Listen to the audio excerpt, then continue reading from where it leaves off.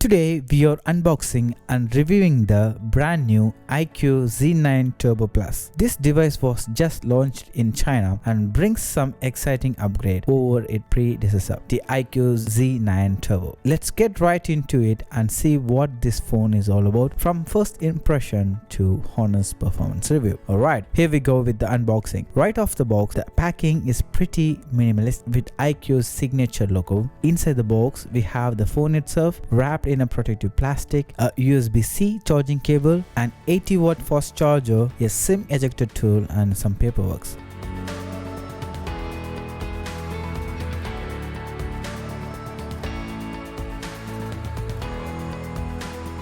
Now let's unwrap the phone. The first thing you will notice is the sleek design. If you are familiar with iQOO Z9 Turbo, this looks nearly identical, but there is new bronze color option which looks really premium. It has flat display, a dual camera setup on the back, and a punch hole cutout for the front camera. The phone is slim at just 7.98 mm and weighs around 196 gram, which is impressive considering it packs a massive 6400 mAh battery. We will talk more about the battery performance later. Other notable feature includes the under-display fingerprint sensor, stereo speakers, even an IR blaster on the top, plus IP65 certified for dust and water resistant. Taking a closer look at the design, the phone feels premium in the hand. The flat frame gives it a modern and edgy feel, while the bronze color options definitely stands out. It's not heavy or too thick even with the large battery inside, which is very impressive. The phone also comes with NFC support and an X-axis linear motor for better haptic feedback, which I have noticed is pretty